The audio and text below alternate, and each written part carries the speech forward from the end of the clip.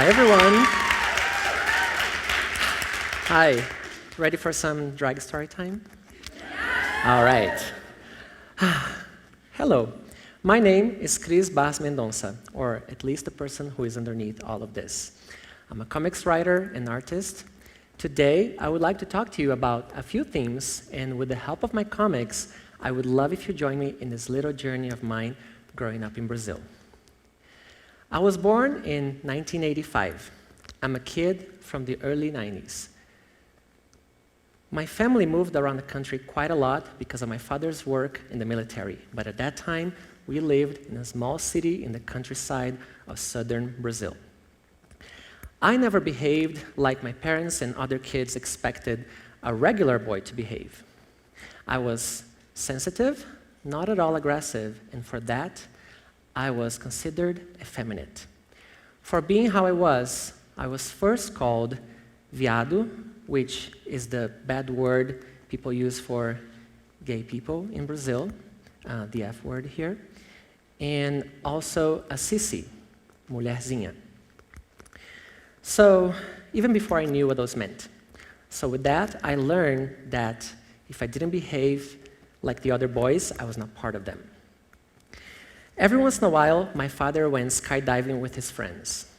He used to say that heights were his biggest fear, and by doing that, he was facing them. So I learned that boys had to do dangerous things. I don't think that was his biggest fear, though. I think his biggest fear was that I would actually become viado. But he never said that. So I learned that boys couldn't only be afraid, but most importantly, they couldn't let others know about their fears. He was very strict with me because of that. I spent my childhood afraid of not behaving how he expected me to, and also afraid of becoming a gay, whatever that was. At that time, I just knew it was bad. I also feared other boys. They were all up in my grill for every little thing I did or said that was not manly. So I learned that if I didn't behave in a masculine way, I was automatically considered feminine. I lived in a constant state of vigilance, coming mostly from boys and men. Eventually, I became my own vigilant.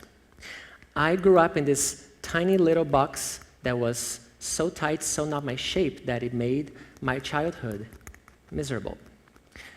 I was a miserable kid and teenager because I couldn't be myself.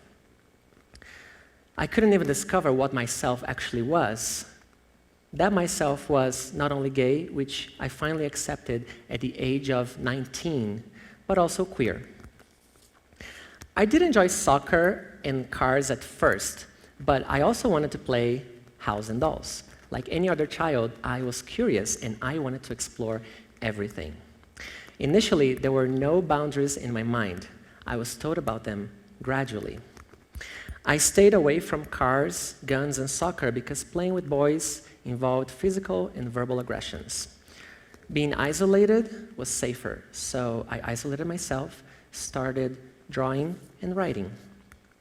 So I've told you my name is Kris, but my whole first name is Crisagon, not common in Brazil at all, by the way.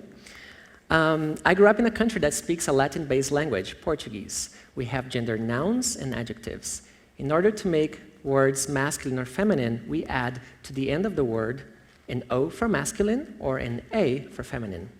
Because I was considered effeminate by other kids, one thing they did with my name to bully me was to add an A to the end of it. So Crisagon would become Crisagona. So I learned that in order to offend another boy, all I had to do was call him anything that resembled a girl. And whenever it happened to me, I should be as offended as possible, because nothing could be worse than being compared to or to be called a girl. Boy stuff had to be rude, aggressive, uncaring. That was not me, so I stayed playing with the girls or with girly things. And the girls were very welcoming to me, but whenever they wanted to push me away for some reason, they just said, "This is a girl's thing." So I learned that I wasn't part of the girls either. I had a cousin the same age as me. He lived an hour away, and every once in a while, his family came to visit to spend the weekend. Like me, he was also called viado and mulherzinha, a sissy, by other kids. Like mine, his family was conservative. But he had some liberties that I didn't. He could role play as our favorite children's TV show host, Xuxa. He had her official bike and microphone, both pink with tassels. When I was with him, I was granted some of those liberties too. He could play with dolls. I envied him so much because he must have had so much fun, and I could never dream to be that close to such girly things on my own. The dolls were not his, of course. They belonged to his female cousins. He had some liberties, but still not one doll of his own. So I learned that boys couldn't like pink, like dolls, or role play like a parent. Only girls could do that. All of these rules were there somehow. It was like there was this guidebook for being a boy. A lot of those rules were spoken, many times forced upon. Another whole lot of them were unspoken, but you could feel that they were still there. I had less and less and less identity the more and more rules were being added to that book, such as the no crying rule was, of course, one of the first ones. Boys don't cry. Boys could not sit or stand crossing their legs, rest their hands on their waist. Wrists had to be always stiff, never too loose, because those were girly things. I could not have my hair long. I also learned that I should avoid anything with the number 24 in my life, because that was a gay number in Brazil. Yes, a gay number. It still is. In Brazilian Senate, offices go from number 23 to 25. Soccer players avoid having that number in the back of their shirts. And I also learned that even though girls could wear pants, boys could never, ever wear skirts or earrings. As a teenager, I learned that in every new school that I was transferred to, I had to kiss a girl as soon as possible before people started calling me gay. I also learned that if I didn't speak aggressively, I was not feared by the other boys. And if I spoke softly, which meant girly, I was not respected. You probably also had your own book. Was it any similar to mine? Do you still keep it? I remember a summer weekend, my cousin and family came to visit. My father and other men were planning on skydiving that Sunday afternoon. The families had picnics while watching those brave, macho men up in the sky. That afternoon, I saw the perfect opportunity to play with dolls. The mothers prepared the sandwiches. My sister was probably realizing by then that as a girl, that was her job too. Because we were men, my cousin, his father, and his older brother, and myself had to do the chores that were expected from us. None. So, because of that, we just went playing. And with that, I learned that because I was a boy, I didn't have to do any cooking or any cleaning. My father was thousands of feet up in the sky, being macho, facing his fear in order to be praised by his family for his courage. Today, I know that all he needed was love. Being admired was his way of getting it because he didn't know how to express his feelings. My cousin and I went straight to the cornfields. We were on a mission, and for that, we would have to use our creativity and imagination. There, the corn cobs, still a little green, became dolls with beautiful purple hair in amazing green and yellow outfits. From afar, we were just playing with corn cobs. They could just as well be airplanes, guns, swords. We were above any suspicion, even under my father's eyes, who ironically could see everything from above. That was a happy afternoon. Oppression can keep us from discovering who we are. Gender stereotypes and sexism condition our minds, how we treat others, the biases we have for or against someone. It dictates the way we have sex, regardless of our sexualities. It influences our choices during elections. It shapes our identities, whether you want it or not. And I'm not talking about being gay or being straight. I'm talking about not being free. In the end of the afternoon, my father was back. His time to play was over, and so was mine. Nothing could incriminate us of having played with dolls and being sissies. They were just corn cobs left behind on the ground. My cousin and I grew apart over the years. I live in Colorado now. He lives in Estonia. Now in our 30s, we are both out and proud. Thanks to the internet, I called him 2 years ago in order to reconnect. I visited him in Estonia, and we shared our memories and struggles, finally being ourselves together as queer cousins, unapologetically. And we had a lot of fun at the karaoke, breaking one of those endless rules in that damn book. We sang and danced to the Spice Girls.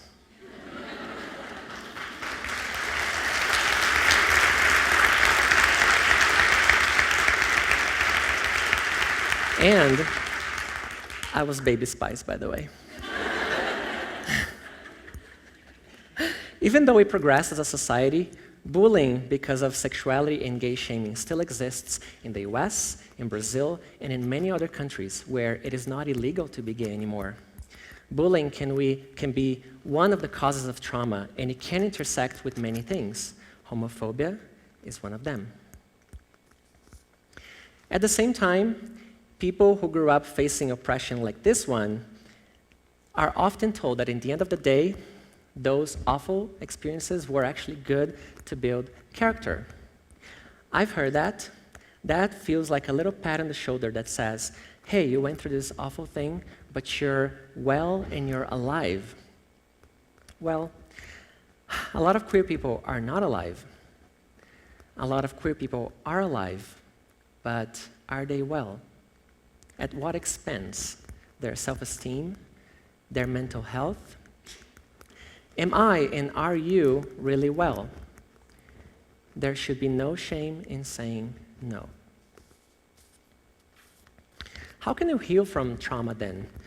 I can't give you solutions, I'm sorry. All I can do is share my own experience and my story. Healing for me has been certainly not easy and definitely not a straight, smooth path. And most of all, healing from trauma based on homophobic bullying is not final. It is a process. Some days you feel like you've done it. Some other days you just feel like you're just starting all over again. It is frustrating, it's tiring, but you gotta keep trying. Art and therapy have been helping me a lot. Writing my stories and drawing them makes me more powerful than what happened to me as a kid. Therapy, which I only started at the age of 29, helps me understand, decompartmentalize, and deal with what happened to me. Those bad experiences get smaller and weaker every time I create a new thing out of them, and that includes drag. Do you remember my name, Kris and that bad nickname I got? So, as an adult, I decided to take something that had been painful and traumatic for me the most of my life and turn it into something beautiful and creative. Me doing drag is that little boy in me finally being able to play with dolls. More than that, I get to be that doll. I get to bend the rules, or even throw that damn book out of the window. So the persona who is talking to you right now is Kris Agona. Nice to meet you.